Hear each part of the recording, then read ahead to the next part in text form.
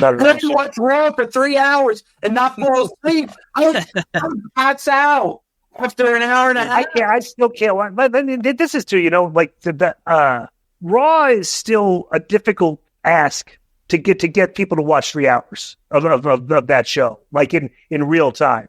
I can't do it. I have to watch on Hulu, and Hulu does a good job condensing and they take a bunch of stuff out that's like, 2-minute segments here and stuff. But the Raw, the 3-hour Raw, I don't think it's ever, because there's so much content, there's so much wrestling on TV, and there's so many hours for wrestling fans to consume, that you're looking at this 3-hour Raw, you're saying, I don't got time for the 3 hours of Raw.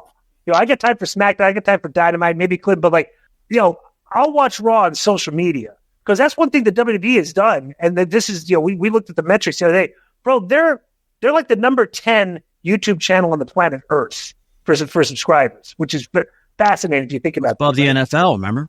Right, above the NFL. Okay, but the like metrics wise, they have like 10 to 15 times as many social media subscribers, like said, than AEW does. Right, so you can literally miss the show, but there is so much of a footprint of WWE all over social media, Twitter, clips on YouTube. You can keep up in 10 to 15 minutes of your time each week with the story. Like, you could watch the Rock promo and you're caught up with the show. Like, you're interested, like you're invested in this. I can watch the show this week and I know what's going on.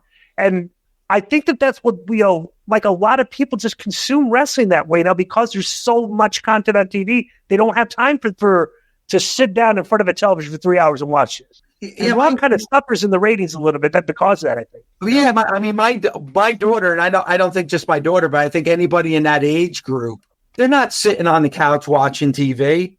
They're watching on their phone. They're watching on their iPad. They're like, you have a whole generation of fans that consume it completely different than we do. I'm old school, turn on the TV with my remote control on the sofa watching. But that's old school. People don't consume media that way anymore. Right. So I feel like, I think you're right. I think there's a lot of fans that they're watching a video package on YouTube, or they're watching the condensed package on Hulu, or they're watching on their DVR starting at, like, say, 9:30 instead of 8 Eastern, starting at an hour and a half in, and then just fast forwarding through the, right, yeah.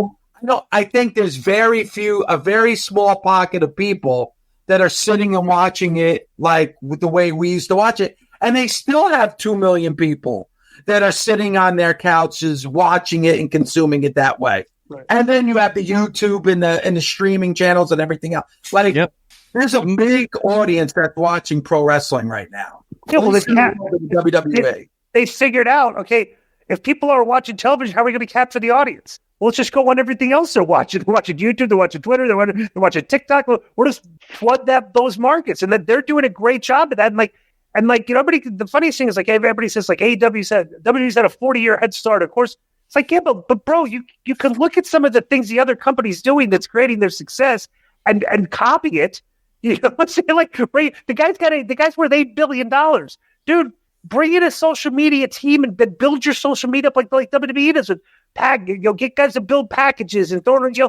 I'm like, I don't know. I think it's weird how one company is doing everything right, the other company just has excuses. Yeah, like when you're talking about like celebrities and influencers, like they bring in Jermaine Dupri, do absolutely nothing with him. They bring in Rick Ross, they do nothing with him. It's embarrassing. Look at what they've done with Logan Paul, with Pat McAfee, with Bad Bunny. It's just a whole nother level of experience and professionalism. Well, and I agree with everything you guys are saying, but you also have to look at the other side, is that you do have a new company that's less than 5 years old that, is doing really good business. On most Wednesdays, our number one cable show. And, especially early on, they were filling arenas. Now they're on a bit of a lull right now, but, I agree with you. Like, listen, if there is somebody that's like, if Howard Stern came out and said, you know what, LaGreca? Not that he would ever do this, but he's right. You know what, LaGreca? Here's what you're doing right, and here's what you're doing wrong. I'm going to listen to Howard Stern because the guy's a legend. Jim Kerr. Like, if legends of radio actually took the time to critique my show and gave me constructive criticism and feedback, I would listen to that feedback. If I had people that were professionals that were giving me that kind of feedback, I would listen to that. I may not take all of it, but I would listen to it, and I would take what would work for me and try to make the product better. I think that's the right thing to do in any form of business. You want to hear what your competition's doing. You want to hear what people are saying about it. And you want to educate yourself and learn. Nobody can do it by themselves. Look at this show, K100. You have a team of people that are helping you get better.